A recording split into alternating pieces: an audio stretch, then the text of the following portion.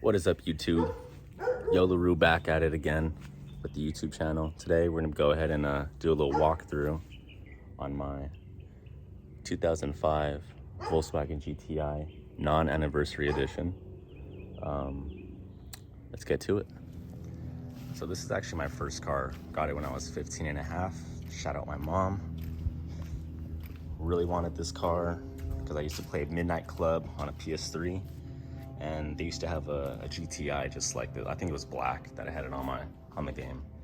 But overall, I fell in love with the car on the game. Started looking at a bunch of examples online on Instagram. Started following a bunch of Mark IV R32 people. Unfortunately, I couldn't get an R32, but I got this instead. So we're gonna go through a full build list, walkthrough, parts list, things that need to be done still, and the overall goal of my car.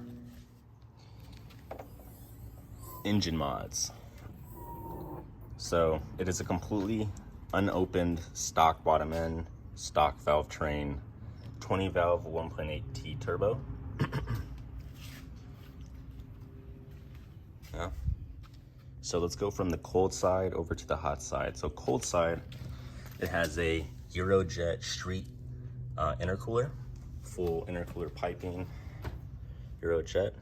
It has a O'Reilly special air filter, VR6 MAF, turbo inlet pipe for a KO4 hybrid turbo. We'll talk about that later. I have 034 silicone breather hoses for emissions. I have a 034 billet diverter valve. Thus far, this is the best diverter valve I've had. I've gone through two Forge ones. I think Forge is a great company. However, I don't think it can really hold up to the standard that I needed it to. So I've gone through a 007, I've gone through a 008, and even a it was a Revolution, which is kind of like a knockoff one of a 008. But yeah, this is holding up the best. I've gone through like those Forge ones within a few months, and I've had this on the car for 2.5 years, almost going on to 3 years. Holding up fine. The piston is still working great. So yeah, no regrets with that. Overall, I don't like 034 as a company, their customer service. But that's the one part that I like other than this too. So yeah, okay, we got a 550cc injectors, Bosch EV14 injectors. We also have a DW65V, the Dockschwartz fuel pump, which is complete drop-in into the stock fuel system. Also, something you can see, it has a CSF aluminum radiator in the car that I just recently installed. Stock fan shroud. Everything is pretty much a direct fit, with the exception of needing to cut your core support and bending your AC. So I still have AC in this car. The turbo that I have installed on this is a XS Power KO4 hybrid turbo with the 50mm compressor and a billet shaft. It's a really good turbo. I've been running this turbo for this one specifically for about 2 years, a little bit more. But I've been using these turbos for about 5 years. This is my second turbo I have on this car. The first one did not blow up. It actually was a mistake that I made. I ended up over tightening one of these bolts when I had a 034 high flow exhaust manifold, because the bolts that they gave me were not correct sizes, so there was spacing. So essentially, I ended up over tightening it and snapping a bolt in it, and I ended up just replacing the turbo to save me some time. Since we're back here, it's noteworthy to show that I have a Forge wastegate actuator. It's adjustable. Different springs you can put in there. It's really cool. Really enjoy that. Also, we have BFI stage 2 mounts all around, along with the dog bone. We also have Diesel Geek short shifter Sigma 5. This is a 5-speed since this is a non-anniversary. I don't plan on going to a 6-speed anytime soon, just because one, I have Raxles in this already for this, so I don't really want to have to buy new Raxles for a 6-speed. And also I like how light the 5-speed is, so to me, I think it's a little bit of an advantage.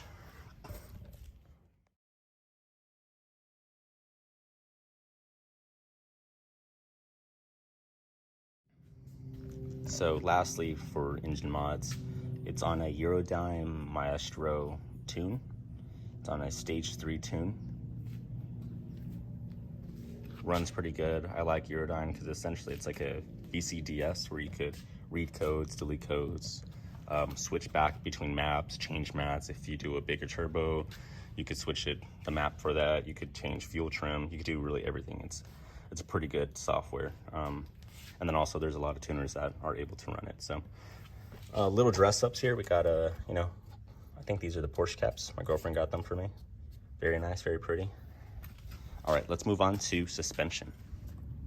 One thing that I forgot about mentioning about the transmission is that it's on a stage 2 daily South Bend clutch. I've had this clutch on this car for, I don't know, 1, 2, 3, I don't know, maybe like 5 years, 4 years, maybe 4 years. We'll just say 4 years. 4 years and about, let's say, 35,000 miles on it with a stage 3 tune with all this stuff on it. It's holding up great. It's extremely light. It's a lightweight flywheel. It's super easy to drive, but eventually I do want to upgrade to maybe an Clutch Master or maybe an FX 400 once I build the motor. So overall, this car is being built to be on a track. So I've put a lot of consideration in the suspension modifications on this. So first things first, the coilovers I have on these are B&G RS1 Coilovers. I don't believe they're a company anymore. They were located out of San Diego previously, and I know that they were made in Germany with Bilstein shocks. So I really like those, but I've been running them for about 5, almost 6 years, and I'm pretty sure they're just about blown. So I'm gonna have to replace those with some new coilovers at some point, but that's the least of my worries. So adjustable for height, there are 8K springs, linear springs in the front, and 9K linear springs in the rear, okay? We also have the Powerflex bushing 10mm short top hats, which are accompanied by these little rubber bushings to help fill in the space of your top hat. It's very common for Mark IVs to have a big gap when you start to lower them because the strut mount starts to wear out, and you know it gets a little ugly. So strut mounts there. So yeah, coilovers. All right, another thing that's humongous in the way that this is going to handle is it has Eurologic fully adjustable tubular control arms for the Audi TT or R32 spindles. I have Audi TT spindles on this. I also have the Just Engineering tubular chromoly subframe with the multi-attachment pivot angle links here.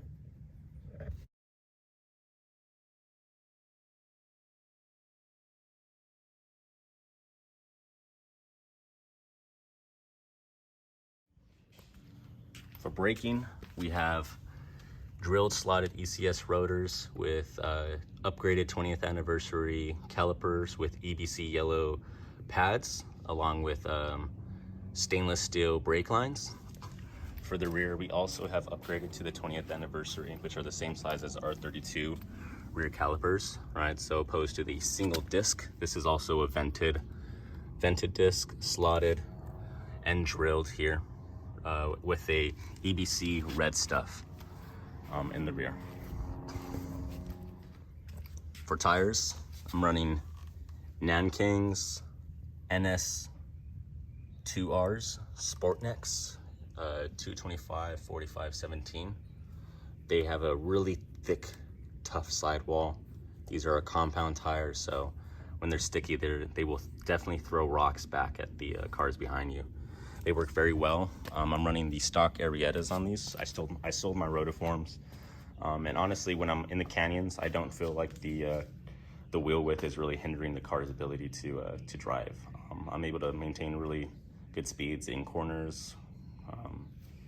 Nothing's sliding out. I don't lose traction, especially under boost. Yeah. Fitments, you know, it's basically a stock fitment, but it doesn't look horrible in my own eyes. I kind of like the whole idea of keeping a car looking relatively stock, You know, you pull up to a meet, you pull up somewhere, and everyone just thinks it's just a stock Golf, right? It's just a Golf, but obviously there's a lot more done to it than what meets the eye, which is something I really like. Something I don't think I mentioned is that this also has the, maybe I did mention it.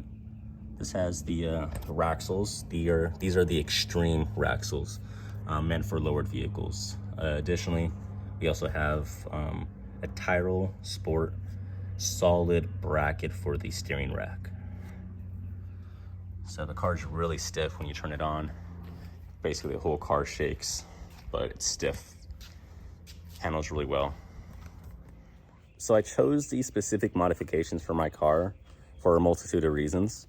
So like I said, this is my first car. So it was my first car. It was a daily driver for about 6 years. And about 3, almost 4 of those years, it was a daily driver with like a lot of mods on it. So it drove me from Southern California to NorCal, you know, a lot of road trips back and forth, mobbing deep, and held up fine. Obviously, there was a lot of catch-up maintenance as you start to upgrade certain things. Other things are going to end up breaking down and you need to upgrade those things, but you know, that's part of the whole process of building the car. So, you know, I specifically did these mods to make sure that the car can be a daily driver, relatively reliable, while still putting down a good amount of power without blowing up the motor. So essentially, I've formulated this kind of, you know, this spec of what you need to do to these cars, so that way you could run them as hard as they can without the engine blowing up. You know, so like I said, it's a KO4 hybrid turbo. So one important note is that I do not mash on the gas under 3,000 RPMs. The weak point of these engines are the rods. So if you have a really strong torque spike, you're gonna end up snapping rods, and it's common to snap rods on a KO4 hybrid turbo. But like I said, I've been running this turbo for about 3 to 4 years, and I don't have any issues because I don't mash on the gas at underneath 3,000. Yeah, I might spool up the turbo, you know, halfway throttle, get it up, but once it's above 3,000, then it's time to party. Let's go ahead and do a nice little cold start. So don't mind how dirty the interior is. I was in the canyons a few days ago, and I didn't have my fire extinguisher secured, and it ended up bumping and taking off the pin and going off in here. So I have a lot of cleaning to do, but it's okay. Actually, before we do a little cold start, along with the Diesel Geek short shifter, I also have their first gear getter and their other bushings that I've done. I haven't done the cables down under here, but I do plan on getting either a CAE or a Cooler Works or some type of, you know, shifter tower up here. That way I replace the actual stock one. So all right, you could hear the fuel pump prime.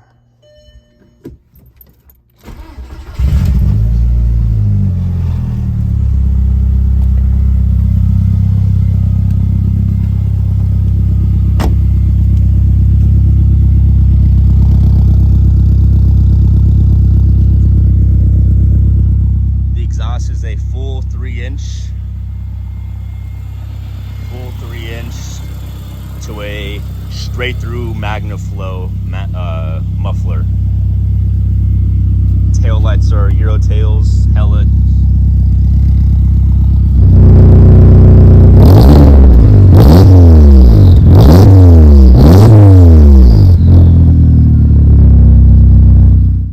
Well, I hope you guys enjoyed the video. Hopefully I gave you guys a relatively good in-depth review of my car. I'll definitely start uploading more, you know, POV driving, canyon track, ride out with the homies.